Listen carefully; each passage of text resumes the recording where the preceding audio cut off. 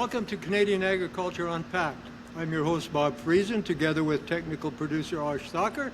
And our guest today is Breen Neeser from the Farmers Business Network. Welcome to the show, Breen. Thank you. Glad to be here. So, Breen, tell us a little bit about this business that you're running. Well, I think it comes originally from the U.S., but I'll let you go into that. But it's called the Farmers Business Network.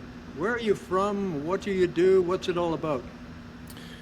Yes, thanks. So, I'm from Calgary, Alberta. I'm the country manager and vice president of the Canadian operation. And this whole company started based in San Carlos, California. And that's some time ago, probably roughly 9-10 years ago in the U.S. And in around 2017, the company decided to expand into Canada.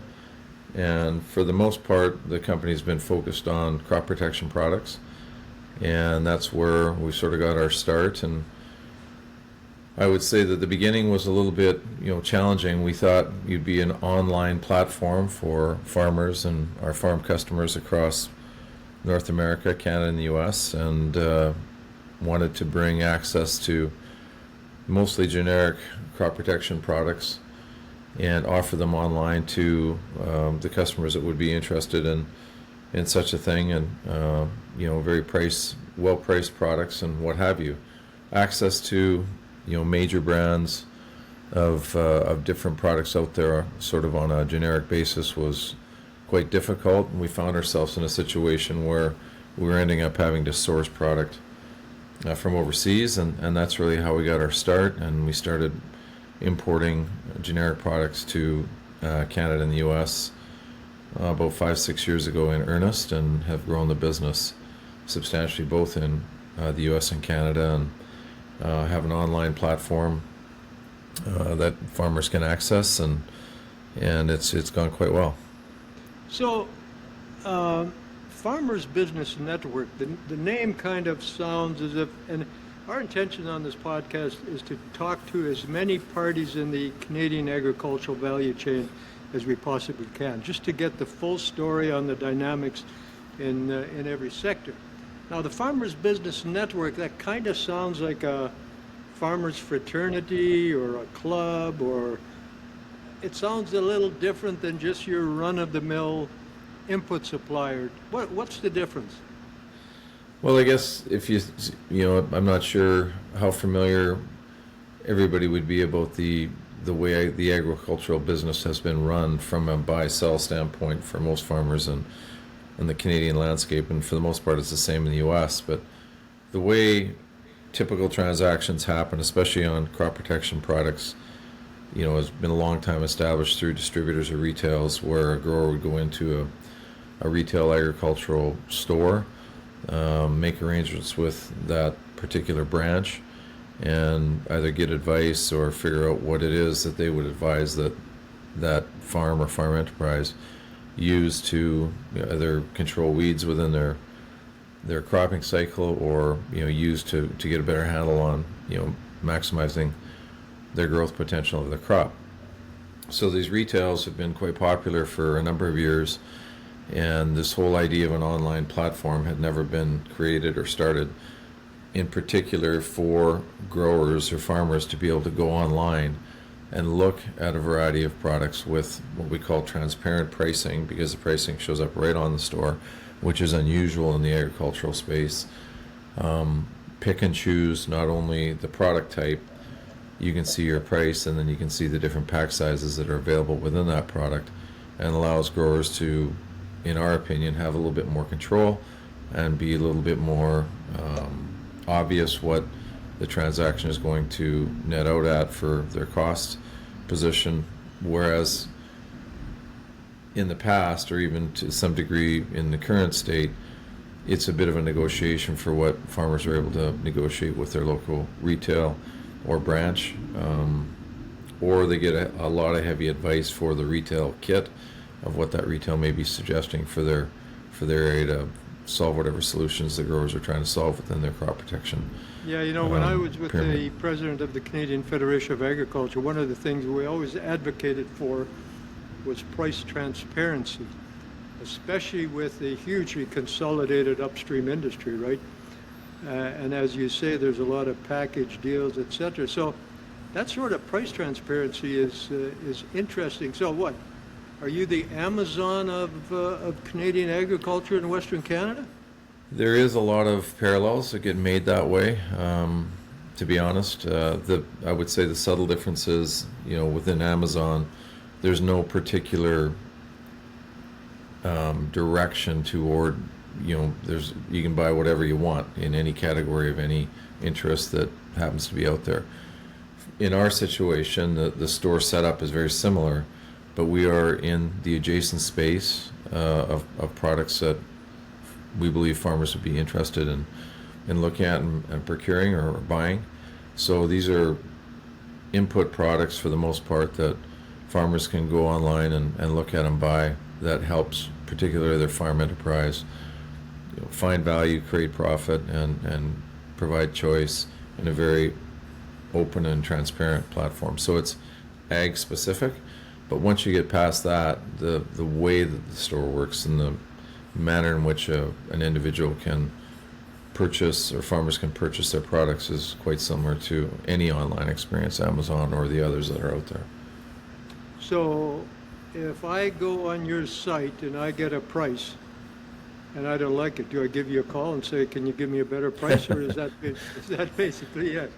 The price in the store is the price in the store. We have we have a customer service. There's sort of three ways that you can manage. So the first thing you have to understand is that the use of crop protection products can be quite complex. There's tank mixes, there's rates, there's products that you can add to the base product to make it work well, adjuvants and surfactants and so what have you. So if there is a situation where the grower needs some consultation, we have sort of two avenues to assist.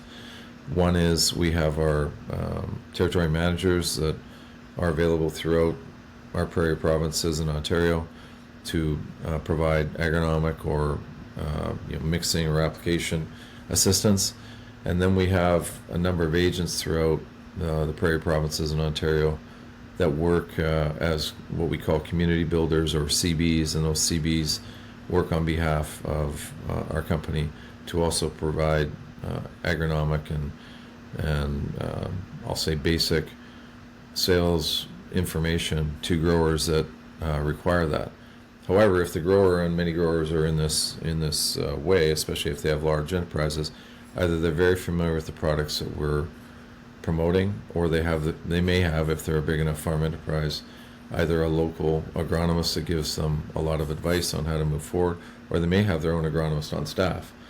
So in either case, it's the choice of the farmer to either get an assisted sale through either our territory manager or our community builder, or whatever information they have within their own enterprise. If they don't need any of that, you can basically, from any device that you're working with, a laptop, an iPhone, what have you, iPad, you can go into fbn.com, look at the list of products that are available, look at you can either go crop specific and get information that way, or if you know the product that you're interested, look at the pack size that fits your acreage and your farming situation, make your choices, and complete your purchase online.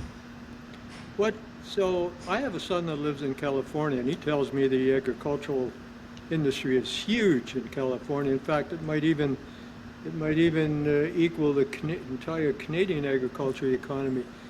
So you started in California. Did you leapfrog to Canada, or did you work your way up through the States until you reached Canada?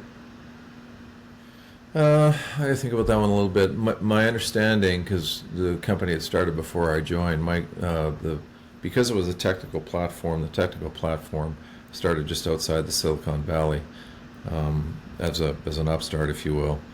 And quickly it became, for the products that we could get access to and bring forward to create value on the basis of price and availability to growers, we found ourselves more basic in the Midwest of the U.S., and the cropping patterns and the products we had available, that match was a little bit more natural. We had a harder time getting access to the products because the agricultural use patterns and crops that are grown in California are quite different than they are in the Midwest. So that's where we had more of an attraction and demand for the products that we had at the time. And as a result, we started to look at cereal crops and different crops and figured out pretty quickly that there was some similarities to what we were doing in the U.S. Midwest that what we could be doing in Western Canada. And access to those same or similar products became also available to us in Canada. So we started the portfolio of presence of certain products in Canada as well. So that would have been in 2018, 2019, around that time, and really about 2019, 2020 is when we really got a toehold in Canada and got moving what I would call a measurable amount of product that would be significant in the Western Canadian crop protection business. Do you offer fertilizer as well? Yeah, so the way to think about FBN from a sort of like how does it work is like an online store. So if you just picture your store, and when you go online and you're interested in certain things, our main platform has been crop protection.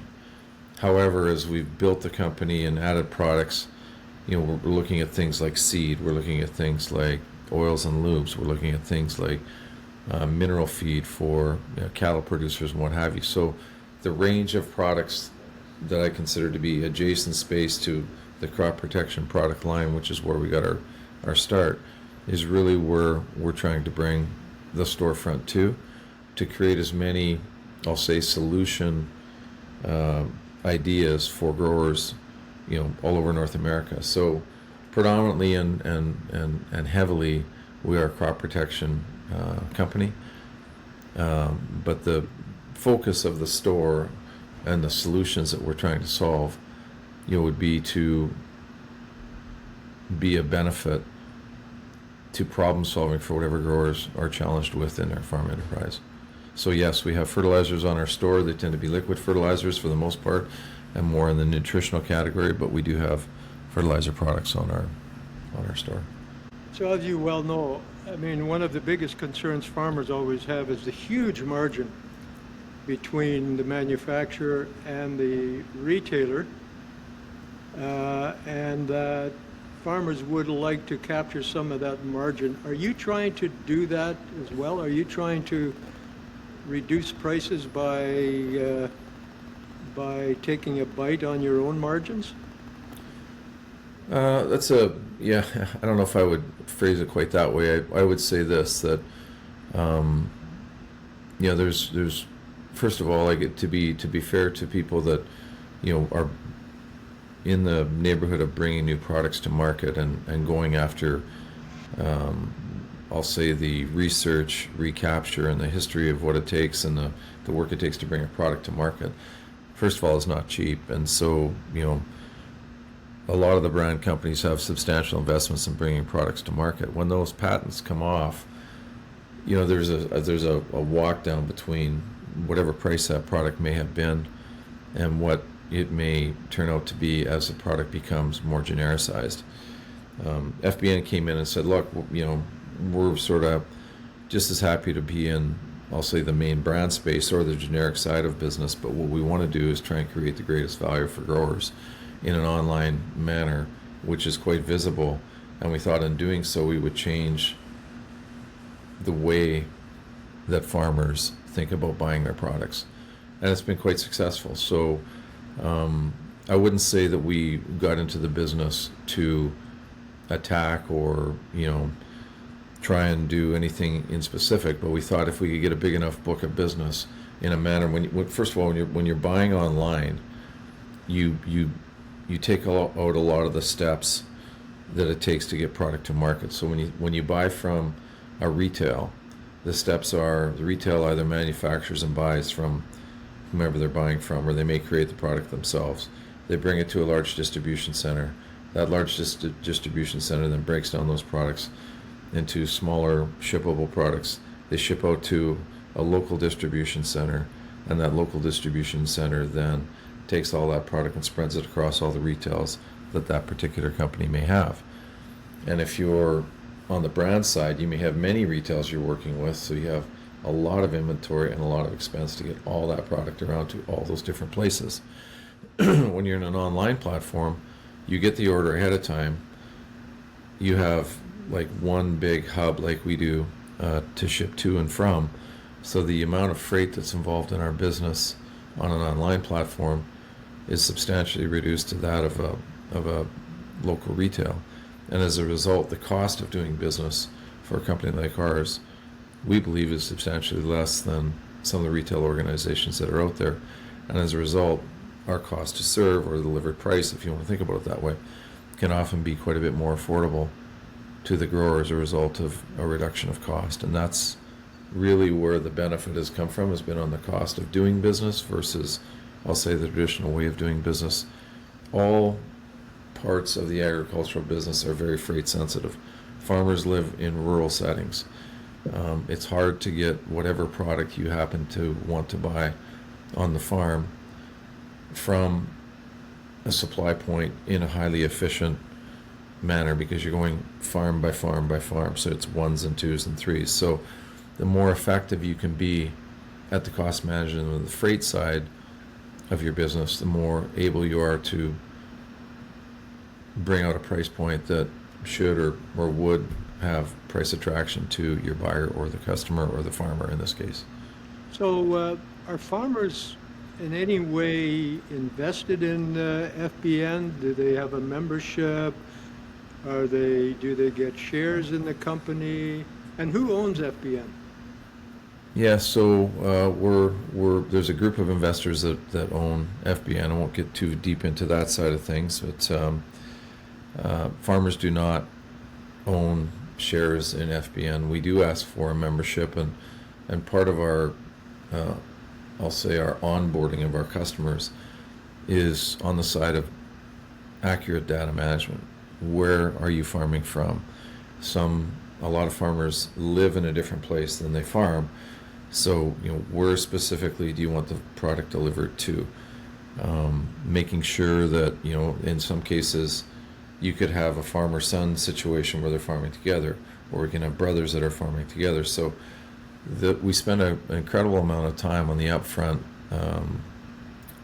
onboarding of the enterprise, the farm enterprise, to make sure that the details are absolutely right.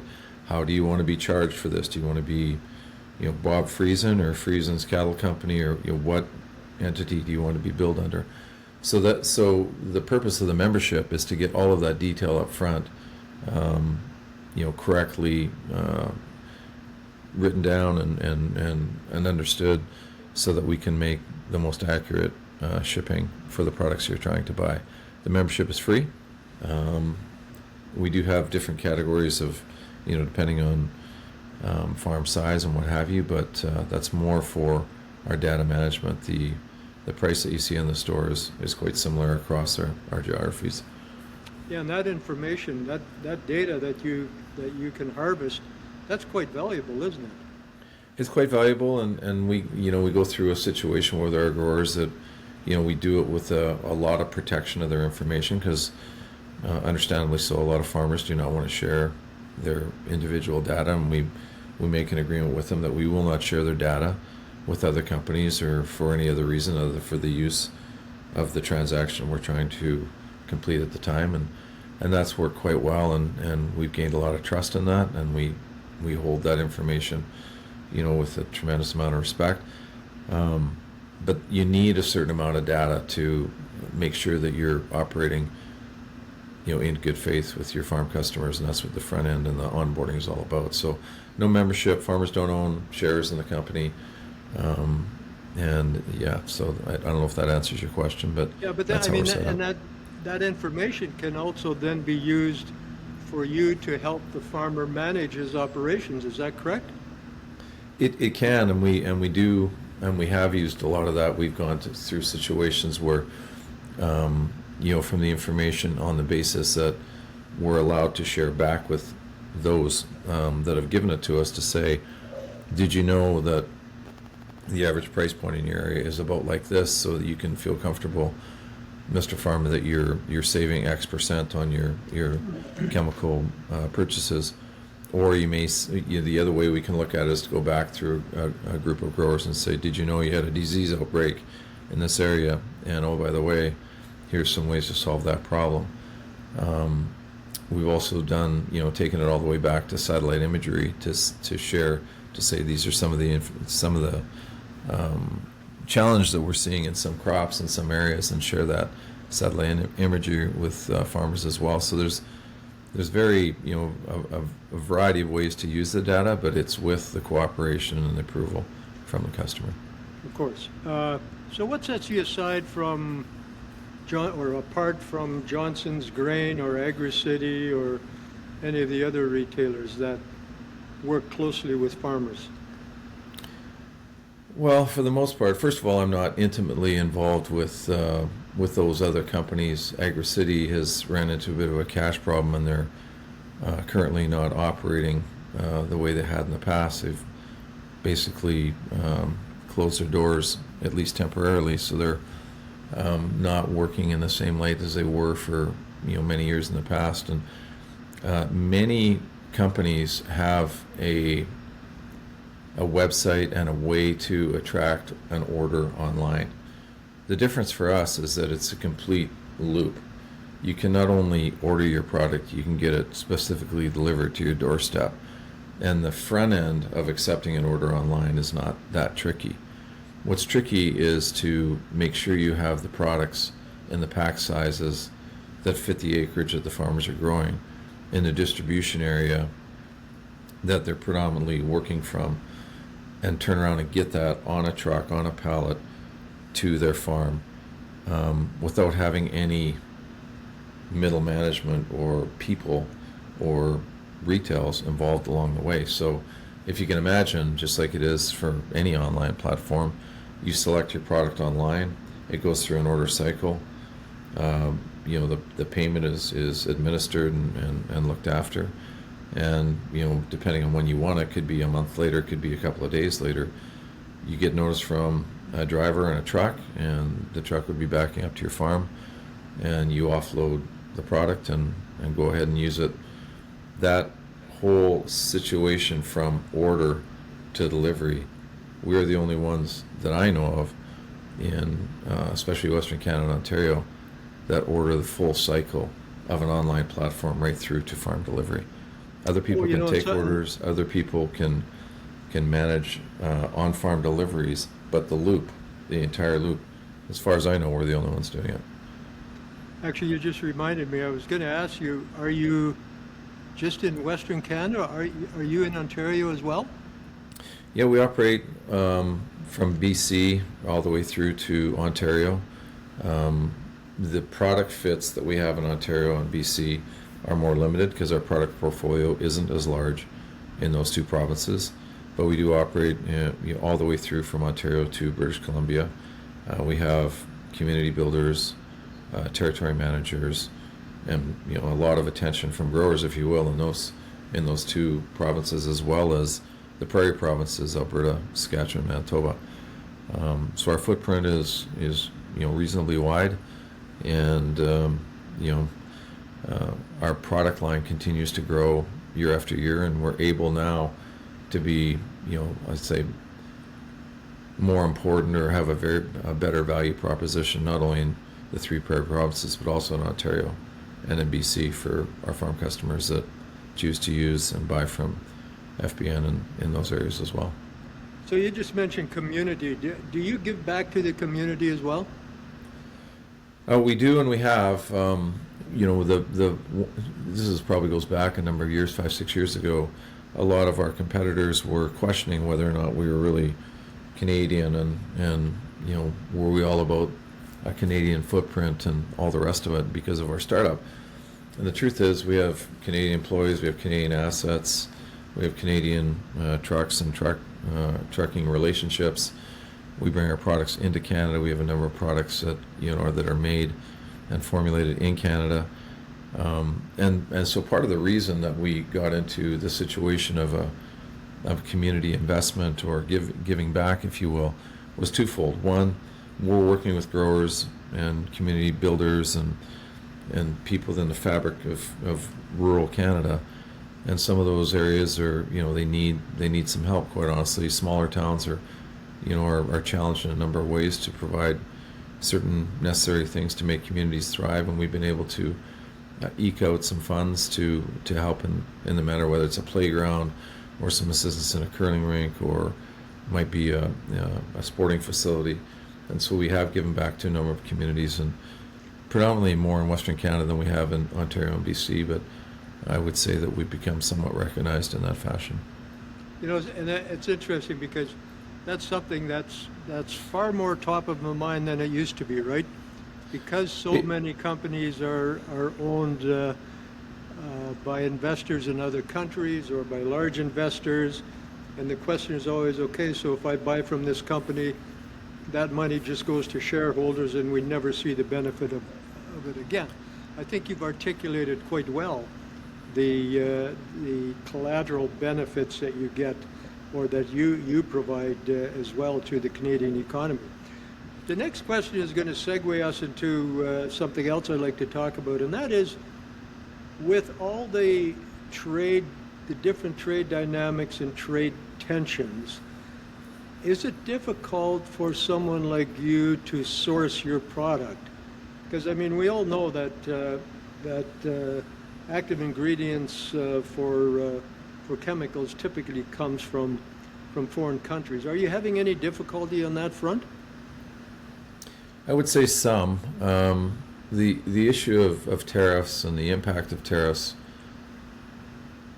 are a much bigger issue in the United States than they are in Canada. So our company in the U.S. is very aware and highly alerted to the situations, and trying to manage through them as accurately as we can. And in Canada, for the most part, our majority of our products come from China. As it sits right now, we don't have direct impact of tariffs, but what most Canadian companies are looking at is what I would call a halo effect of tariff pressures or tariff effects that go through the U.S. The agricultural, I'll say, crop protection input products are global. What works in Canada or the U.S. for the most part works in Brazil and other countries.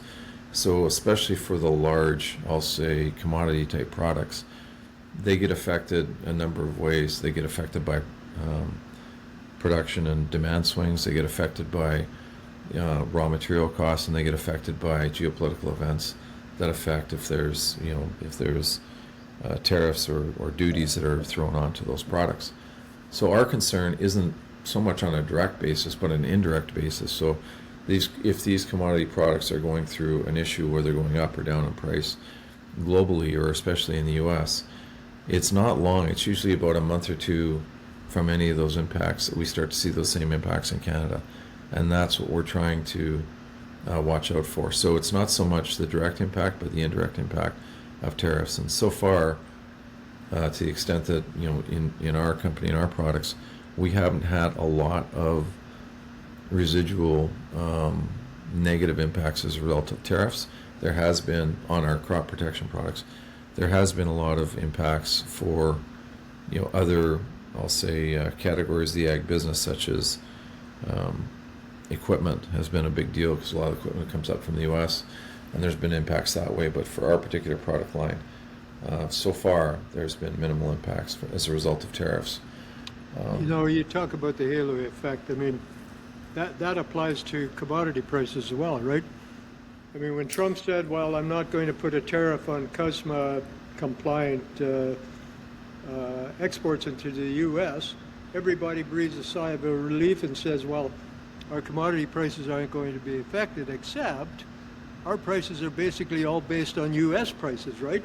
And if the U.S. picks trade wars around the world, our prices are definitely impacted. Absolutely, and that effect has been clearly seen. We've seen a lot of tensions between Canada and China that's affected canola to some degree, but as it relates directly to our products, so far, so good. But I think the impact that I would say is quite noticeable is it creates a lot of uncertainty for growers. They don't know what's going to happen 3 months down the road, so it becomes hesitant. Even if you're in a situation where you could take advantage of a pricing situation on a seed or a fertilizer, a chem, or anything else, it becomes a little bit, you get a little bit frozen because you don't know if in 3 months you're going to be in a situation of regret or thrill because you've done such a good job. And so anytime you get uncertainty, you know, it creates a lack of confidence, and a lack of confidence usually means a slowdown in the demand side of the business, and the slowdown in the demand side of the business for all companies creates inventory concerns, and inventory costs money. And so you have a whole working capital issue that as the natural flow of supply and demand goes through, anything that tends to upset that throws the rhythm of a natural swing of a business to some degree, and that is present, that is going on. And that's less of an issue, but we do manage that. Are you watching the World Series? Yes. What are the chances that if the Blue Jays win the World Series, Trump's going to put an additional tariff on Canadian products?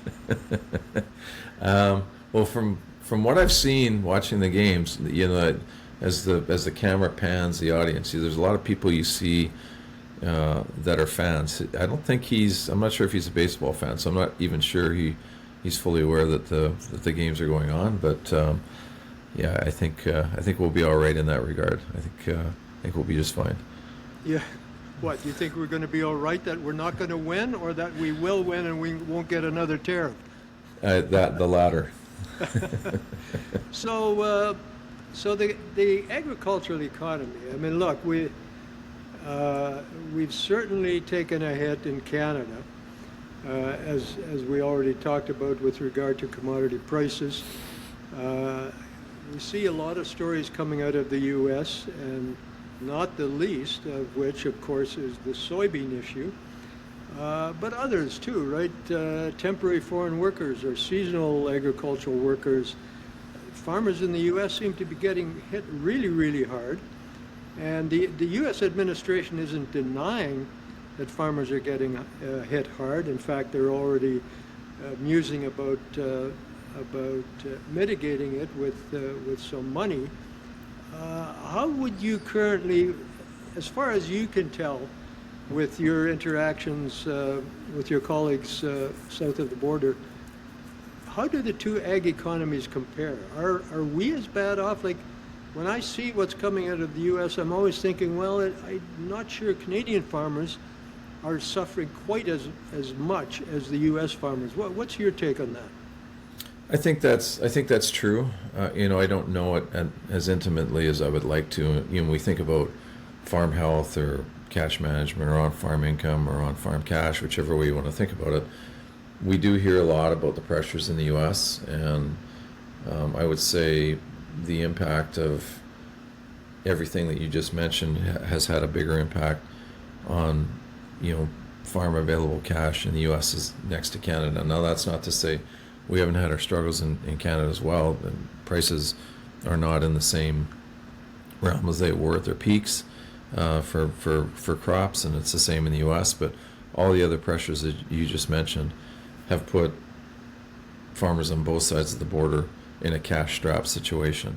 What happens when you get into a lack of cash or cash-strapped is you cannot take advantage, or you tend to not want to take advantage of situations that may come up through the cycle of the buying year as good deals, or as things that come up that you could take advantage of, because you just don't know when what else in your farming operation is going to require an investment of cash at some point in the cycle. And so what happens is everything gets tighter, and so as you look out about all the different things that a farmer needs to take care of in his operation, you become a little bit hesitant to get any further extended in any one area. At the same time, banks are very aware of the situation, and so they're the ones that are responsible for cooperating in the operating line to help these farm enterprises make it through the year, and they get a little bit more cautious. And so you get a cautious outlook from a grower, you get a cautious outlook from a bank, and you get tensions in the ag economy,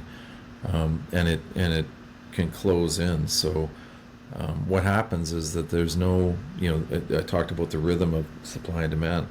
That very thing starts to throw that rhythm off. So companies that are in the responsibility of making products available, start trying to make educated guesses. Do I only make 80%, 90%? What should I store for the hesitancy for this? Should I go for 100% and risk the inventory? And so what happens is everything gets delayed.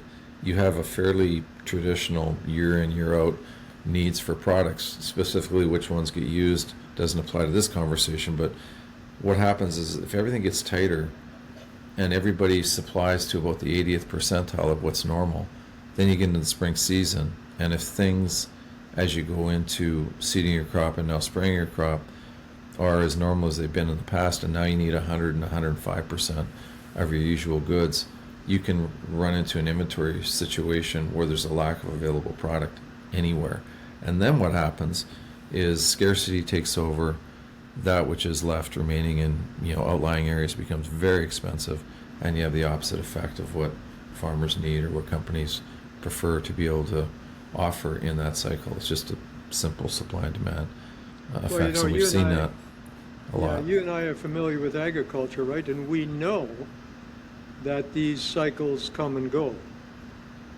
Unfortunately, there are those banks that, or the bankers, that don't have the patience for the long game, right? I mean, if you look at the Canadian agriculture economy back in the late 90s and early 2000, it was just abysmal. And then grains and oilseeds, and I mean, we have so many different commodities in Canada. You can never find one year where everybody in agriculture is making money. But at least in the early 2000s, somewhere around 2008, the grains and oilseeds prices started strengthening, and they've had a pretty good run. But boy, I tell you, something like this trade war has a tremendous impact. And of course, input costs aren't doing farmers any favors anymore either. That's always a hit. But then government, and then it depends on how deep a government's pockets are, right? And we know the U.S. can dump a lot of money into agriculture, and they don't care anymore about their WTO disciplines. Canada's never paid anywhere has never spent anywhere close to the amount of money that they were entitled to at the WTO, and the U.S. doesn't care about the WTO, and so they just dump money. They create an issue, and then they dump money into it, right? And that's pretty tough to compete with. Well, it's not just, I mean, that you're right, there's those issues, but as you think about the example they just went through and the time horizon starting back in, I'll say 2008 or beyond, where crop prices really started to firm. The other thing that happens is that if you're a land owner, let's just take the farmer out of the equation, land values become increasingly valuable. And so land rents become valuable or more expensive, whichever side of the coin you happen to be on. So if you're a seller, you're thrilled because land values are going up. If you're a buyer or a renter, then your rental costs are also going through an escalation. So even though, high prices, float all boats, it's not as glorious as it may look, because all of the other, channels within the chain also become increasingly more expensive. And those flows between equipment prices, land prices or rent, and all of your input costs, they tend to follow the cycle of the crop prices. So as things are getting better, things are also getting more expensive. I wouldn't say that, to the extent where it never got any better. It got quite a bit better for a lot of growers, but good for them.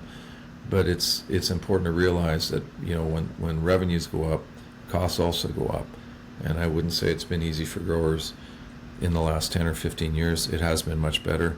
But as the bloom has come off the rose, we're back into that situation where, in a lot of cases, land rents and land costs still remain relatively high, as everything, on the revenue side is starting to come off, and you get into compression in cash. And that's really what's gone on to some extent with growers in Canada and the U.S. Equipment prices still remain, especially as a result of the tariffs, more on the high side. So that cash compression is pretty prevalent, and more so in the U.S. than Canada. So are you guys involved in government advocacy at all? Do you phone members of parliament or beat their doors down and tell them you need to change your ag policy? We have a small portion of our company in the U.S. that has been quite involved in that, less so in Canada. But I wouldn't say that's a cornerstone of our company. One of the ways that we've focused on trying to offer, as affordable products as we can, is to manage our costs as efficiently as possible, and a lot of those costs become manpower costs. So we run a very thin organization, both in Canada and the U.S., and we just don't have the people, or have been able to afford for a division or a department or people to be involved to that extent. Certainly, we'd like to, and I think those roles have a place, but we're not overly present in that particular area.